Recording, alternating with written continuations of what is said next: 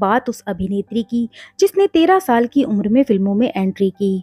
पहली बार इस अभिनेत्री को पर्दे पर देख दर्शक इनके दीवाने हो गए थे। इशारों इशारों में दिल लेने वाले बता। 70 और 80 के दशक में इस अभिनेत्री ने एक से बढ़कर एक फिल्में दी और बॉलीवुड पर छा गई। दोस्तों, लेकिन क्या आप जानते हैं कि बिकनी पहन पर्दे पर आने वाली बॉलीवुड की पहली अभिनेत्री यही थी। और ऐसा क्या हुआ था कि इन्हें मुंबई की सड़कों से अपने बिकनी वाले सारे पोस्टर रातों रात हटवाने पड़े थे। और क्यों इनके स्कूल वालों ने इन्हें स्कूल से निकाल दिया था। और राजेश खन्ना के साथ इतनी सुपरहिट फिल्में देने के बाद भी इन्होंने उनके साथ काम करने से क्यों मना कर दिया था। तो चलिए दोस्तों, आज इस वीडियो में हम बात करेंगे अभिनेत्री शर्मिला टैगोर की लाइफ के बारे में। आप अंत तक इस वीडियो के साथ बने रहिए। हेलो दोस्तों, अंटू स्टोरी में आप सभी का स्वागत है। दोस्तों, अगर आपको वीडियो पसंद आती है तो प्लीज इसे लाइक और चैनल को सब्सक्राइब जरूर करें। बड़ा नटखट है रे कृष्ण कन्हैया है तू, मेरा सूरज है तू, ओ मेरी आँखों का। शर्मिला टैगोर का जन्म एक हिंदू बंगाली परिवार में 8 दिसंबर 1944 को कानपुर में हुआ। पिता Geetendra Nath Tagore British India corporation में जनरल मैनेजर थे और माँ इरा टैगोर एक हाउसवाइफ जो कि एक असमिया परिवार से आई थी। वे दूर के रिश्ते में रविंद्रनाथ टैगोर की परपोती लगती हैं। शर्मिला टैगोर की शुरुआती शिक्षा सेंट जॉन डाइकोसन गर्ल्स स्कूल और फिर आसनसोल के लोरेटो कॉन्वेंट स्कूल भी हुई। जब वह सिर्फ 13 साल की थी तभी उन्होंने फिल्मों में काम करना शुरू कर दिया था। शर्मिला टैगोर अभी छोटी ही थी और स्कूल में पढ़ रही थी, लेकिन ज्यादातर समय फिल्मों की शूटिंग में व्यस्त रहने के कारण वह स्कूल कम ही जा पाती थी। साथ ही स्कूल को भी यह लगने लगा कि फिल्मी माहौल से आने के कारण शर्मिला की वजह से बाकी लड़कियों का ध्यान पढ़ाई से हट रहा है। उनकी वजह से स्कूल का माहौल खराब हो रहा है। स्कूल वालों ने शर्मिला के पिता से कहा कि वह अपनी बेटी को स्कूल ना भेजे। शर्मिला के पास दो रास्ते थे, या तो वो फिल्में छोड़कर अपनी पढ़ाई पूरी करें या फिर स्कूल छोड़ दें। उनके पिता ने उन्हें सलाह दी कि तुम्हारा भविष्य और तुम्हारा करियर फिल्मों में है, पढ़ाई तो तुम घर पर भी कर सकती हो। इसके बाद शर्मिला टैगोर ने फिर कभी पीछे मुड़कर नहीं देखा। शर्मिला टैगोर की शादी मसूर अली खान से हुई थी। शर्मिला टैगोर और पटौदी की मुलाकात 1965 में दिल्ली में एक कॉमन फ्रेंड के जरिए हुई थी। एक फिल्म की शूटिंग के लिए शर्मिला टैगोर दिल्ली आई हुई थी और मसूर भी उस समय दिल्ली में थे। शर्मिला टैगोर और मसूर की जब मुलाकात हुई उस समय दोनों ही अपने करियर के शीर्ष पर थे। मसूर तब टीम इंडिया के सबसे युवा कप्तान बने थे और शर्मिला एक के बाद एक हिट फिल्में दे रही थी। शर्मिला टैगोर को देखने के बाद मसूर अली खान शर्मिला की खूबसूरती के दीवाने हो गए, लेकिन शर्मिला का प्यार पाना उनके लिए आसान नहीं रहा। शर्मिला को आकर्षित करने के लिए उन्होंने एड़ी चोटी का जोर लगाया।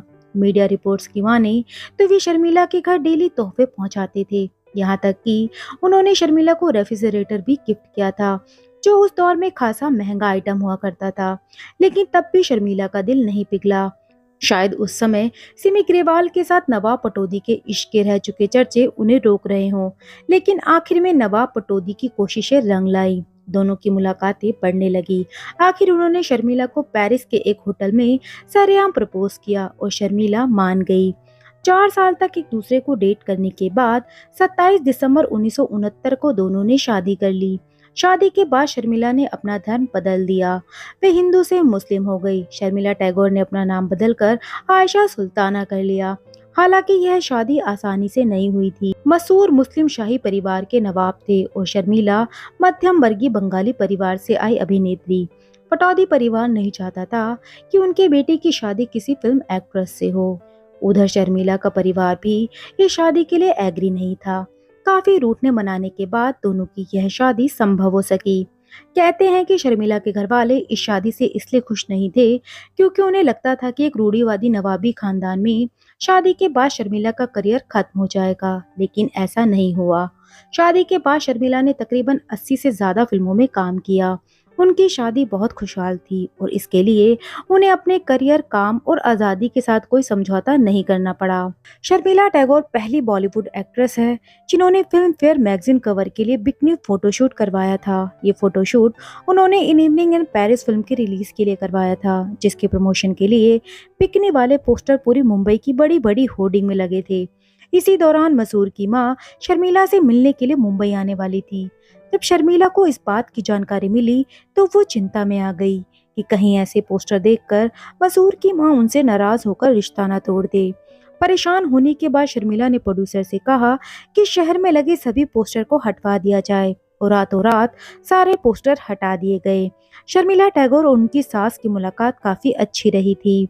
वहीं उनके फिल्मी करियर की बात करें तो उन्होंने अपनी पहली फिल्म 13 साल की उम्र में सत्यजीत रे के साथ की थी। इस फिल्म का नाम अरूप संसार था, जो कि एक बंगाली फिल्म थी। इस फिल्म में उनके काम को बहुत सराहना मिली और उन्हें और फिल्मों में काम मिलने लगा। इसके बाद शर्मिला ने 6 और बंगाली फिल्मों में काम किया। इसके बाद शर्मिला टैगोर ने बॉलीवुड में शक्ति सामंत की फिल्म कश्मीर की कली के साथ एंट्री की। इस फिल्म में उन्होंने शम्मी कपूर के साथ काम किया था। यह फिल्म सुपर डुपर हिट साबित हुई और बड़े बड़े प्रोड्यूसर डायरेक्टर नई नवेली अदाकारा के अभिनय और सौंदर्य के कायल हो गए। उन्होंने कश्मीर की कली, सत्यकाम, आराधना, वक्त, अनुपमा, डाक, सफर, इन इवनिंग इन पेरिस, आविष्कार, चुपके चुपके और मौसम जैसी यादगार फिल्में की। अपनी हर फिल्म और हर किरदार में जान फूंकने के लिए उन्होंने बेहद मेहनत की। उनकी मेहनत रंग भी लाई और आज तक उनके द्वारा अभिनीत भूमिकाओं को याद किया जाता है। राजेश खन्ना के साथ एक के बाद एक हिट फिल्में देने के बाद अचानक से उनके साथ काम करना उन्होंने क्यों छोड़ दिया था? उस दौर के सुपरस्टार राजेश खन्ना के साथ उनकी जोड़ी बहुत ज्यादा पसंद की गई। दोनों ने साथ में एक से बढ़कर एक आराधना, दाग, सफर, अमर प्रेम जैसी सुपरहिट फिल्में दी। लेकिन जब दोनों की फिल्में बॉक्स ऑफिस पर तहलका मचा रही थी, तभी उन्होंने राजेश खन्ना के साथ काम करना छोड़ दिया, क्योंकि वे राजेश खन्ना के सेट पर लेट पहुंचने की आदत से इस हद तक परेशान हो चुकी थी कि उन्हें यह कठिन फैसला लेने में जरा भी हिचकिचाहट नहीं हुई। लोगों ने जब यह बात सुनी तो उनके लिए इसे पचा पाना बेहद मुश्किल था। कई नजदीकी लोगों ने उन्हें समझाया भी, पर वे टस से मस नहीं हुई। अपनी शादीशुदा जिंदगी, सैफ, सबा और सोहा अली खान जैसे 3 प्यारे बच्चों की परवरिश के बीच भी शर्मिला टैगोर ने एक्टिंग नहीं छोड़ी।